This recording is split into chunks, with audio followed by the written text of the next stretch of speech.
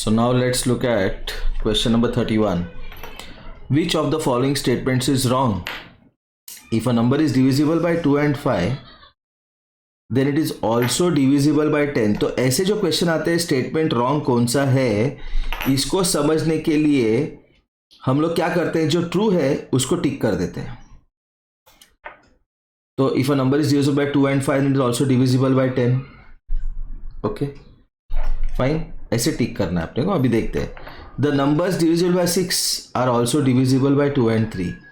जो 6 से डिविजिबल है वो 2 और 3 से डिविजिबल है, ये ट्रू है. The number divisible by 7 are odd. नहीं, क्यों? 14 7 से डिविजिबल है लेकिन 14 ऑड नंबर नहीं है, तो ये फॉल्स है. 1 2 3 6 are common factors of all numbers divisible by 6. मतलब जो भी नंबर 6 से डिवाइड होता है उसके फैक्टर्स 1 2 3 6 होते हैं. और ये फैक्ट है क्योंकि 6 1 2 3 6 से डिविजिबल है. 6 के फैक्टर्स है 1 2 3 एंड 6. तो 6 का कोई भी मल्टीपल होगा तो उसका फैक्टर तो 6 है, और उसका फैक्टर 6 है मतलब उसका फैक्टर 1 2 3 6 भी है. ओके तो भी फर्स्ट क्वेश्चन पढ़ लेते. If a number is divisible by 2 and 5 then it is also divisible by 10. मतलब एक कोई तो नंबर है जो 2 और 5 से डिविजिबल है, दोनों से, तो ऑब्वियसली वो 10 से डिविजिबल होगा. ये भी ट्रू है, ये भी ट्रू है, तो इसलिए करेक्ट आंसर क्या है? सी. ओके क्वेश्चन नंबर 32 देखते हैं. Okay which of the following statement is not true. Not true मतलब फॉल्स ढूंढना है, तो जो फॉल्स है उसको मार्क करेंगे.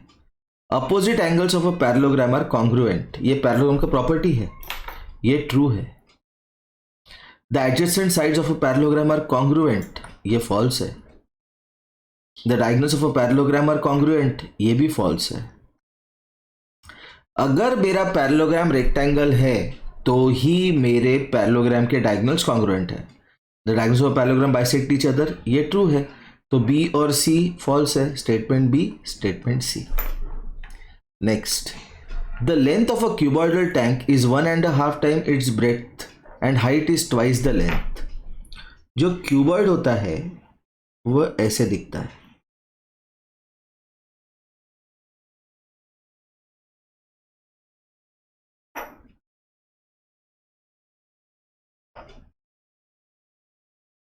The length of a cuboidal tank is 1.5 times its breadth. ये है लेंथ, ये है ब्रेथ और ये है हाइट. तो लेंथ कितना है? 1.5 times इट्स ब्रेथ, मतलब 3/2 ऑफ बी है मेरा L. And height is twice the length. Height कितना है? 2 into L, मतलब 2 into 3b/2 मतलब 3b. तो अभी मुझे लेंथ भी ब्रेथ के टर्म्स में मिला, हाइट भी ब्रेथ के टर्म्स में मिला. If the volume of the tank is 4500 cubic meter then what is the height of the tank. Volume of cuboid क्या होता है ये समझना जरूरी है. Volume of cuboid is equal to length into breadth into height.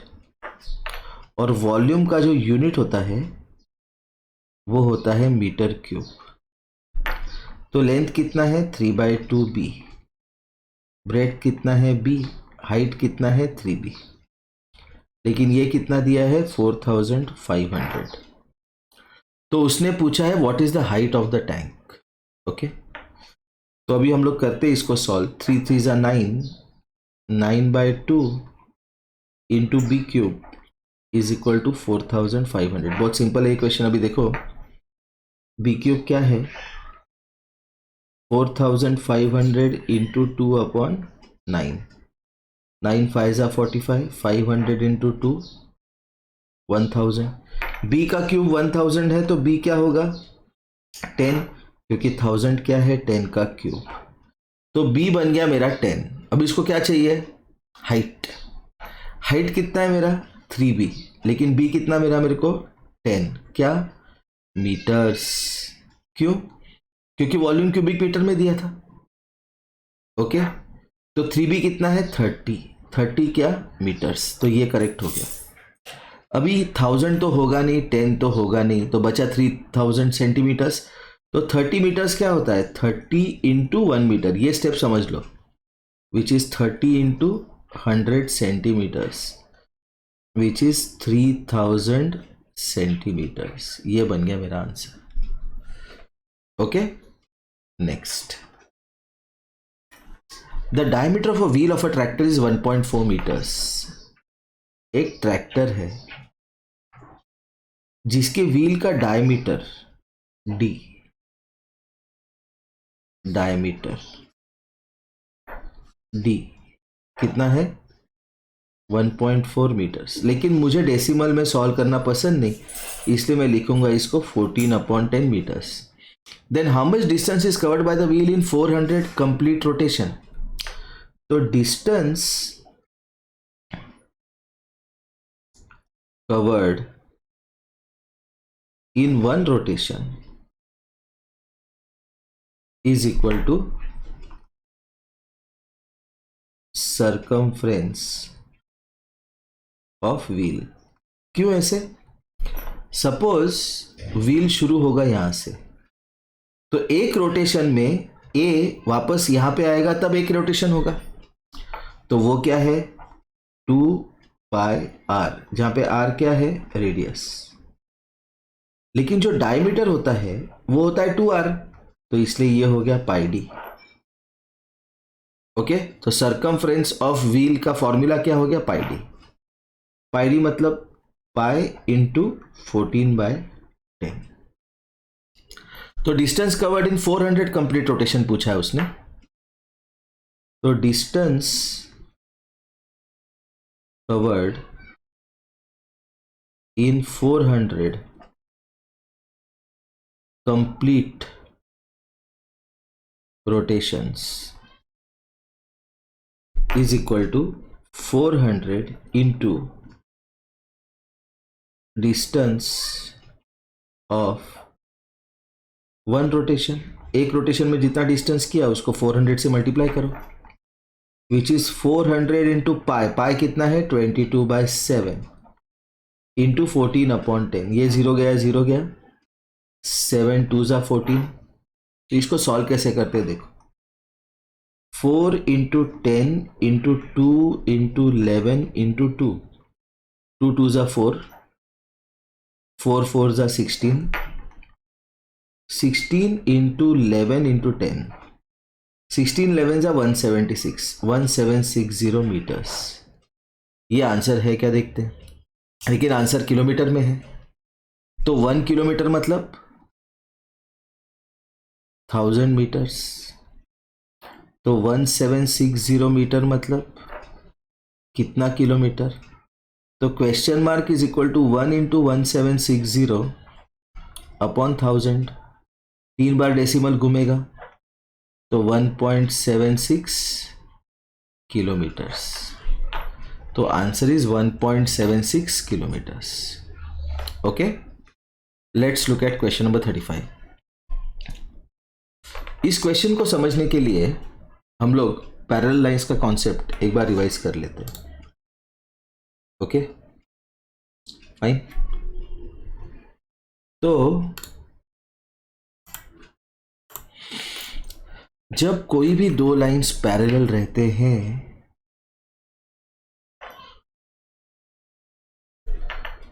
तो उनके बीच में एक हाथ ट्रांसवर्सल है। सपोज कि लाइन L1 और L2 पैरेलल है, L1 is parallel to L2, L1 parallel to L2, okay, and T is the transversal.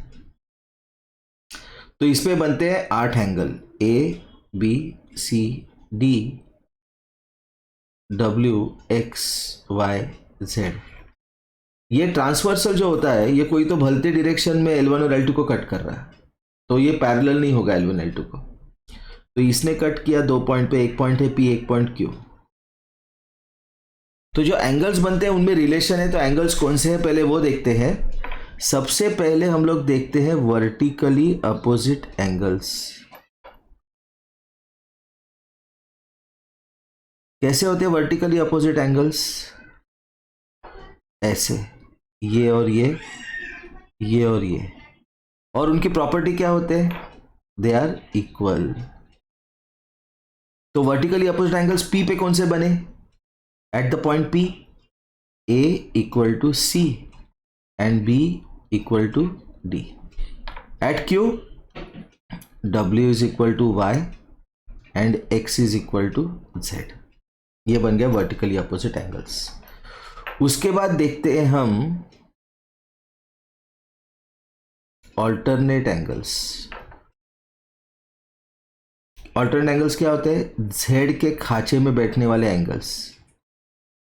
Okay, और इनका प्रॉपर्टी क्या होता है? ये होते हैं इक्वल। लेकिन ऑल्टरनेट एंगल्स दो पैरेलल लाइन के बीच में ही होते हैं। तो एक एंगल बनेगा ऐसे, d is equal to X, और दूसरा बनेगा ऐसे, c is equal to W. ठीक है, उसके बाद बनेंगे करस्पॉन्डिंग एंगल्स। कौन से एंगल्स? Corresponding angles. क्या होते हैं करस्पॉन्डिंग एंगल्स? ट्रांसवर्सल के एक साइड में एक एंगल लो, बाजू का छोड़ दो, उसके बाद वाला एंगल, और इनका प्रॉपर्टी क्या होता है? ये होते हैं इक्वल। तो ट्रांसवर्सल के लेफ्ट साइड में देखते हैं, a is equal to W, d is equal to Z, और ट्रांसवर्सल के राइट साइड में b is equal to X, c is equal to Y. उसके बाद बनते हैं इंटीरियर एंगल्स। कौन से एंगल्स? इंटीरियर एंगल्स, और इनका प्रॉपर्टी क्या होता है? ये होते हैं सप्लीमेंट्री। इंटीरियर एंगल्स कैसे होते हैं? दो पैरेलल लाइंस के बीच में और ट्रांसवर्सल के एक बाजू में। तो d प्लस डब्ल्यू कैसा है? सप्लीमेंट्री, मतलब 180। c प्लस एक्स कैसा है? सप्लीमेंट्री, मतलब सम इज 180। ठीक है, उसके बाद जो स्टैंडर्ड एंगल्स है वो है angles in a linear pair. Angles in linear pair कैसे होते हैं? Angles in linear pair supplementary. कैसे होते हैं angles in linear pair? Supplementary. तो a plus B 180, a plus D 180, d plus C 180, और b प्लस सी 180। ओके, उसके बाद w plus Z 180, w plus X 180, z plus Y 180, x plus Y 180। ऐसे दिखते हैं एंगल्स इन लीनियर पेयर। ऐसे एक straight angle होता है, उसके बीच में एक टी वाला डांडी होता है। तो ये एंगल और ये एंगल बन गया एंगल से लीनियर पेयर। और वो कैसे होते? सप्लीमेंट्री। सप्लीमेंट्री मतलब sum is 180। Okay, so in the adjoining figure L, M and N are parallel. ये तीनों पैरेलल है। Line X and Y are transversals. AB is 18, BC is 30, QR is 21, then what is PR? ठीक है, तो इसमें concept ऐसा है कि ये बहुत इंपॉर्टेंट क्वेश्चन है। ये बहुत ही अजीब टाइप का क्वेश्चन है और इंपॉर्टेंट क्वेश्चन है। ओके,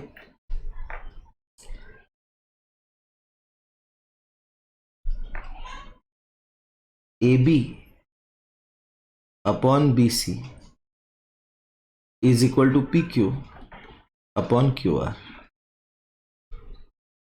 ओके, बहुत इंपॉर्टेंट कॉन्सेप्ट है और बहुत अजीब क्वेश्चन है ये। तो AB कितना है? 18, BC कितना है? 30, PQ कितना है नहीं पता, लेकिन QR कितना है? 21। तो PQ कितना बना मेरा? 18 अपॉन 30 इंटू 21। 3 10 जा, 3 7 जा, 7 8 जा 56, 126 अपॉन 10, 12.6, तो पी क्यू बन गया 12.6। मुझे क्या चाहिए? P R. पी आर क्या है? P Q plus Q R, 12.6 plus 21, 33.6। ये है आंसर। ओके, तो यहाँ पे स्टॉप करते हैं, नेक्स्ट लेक्चर में कंटिन्यू करेंगे आगे के क्वेश्चंस।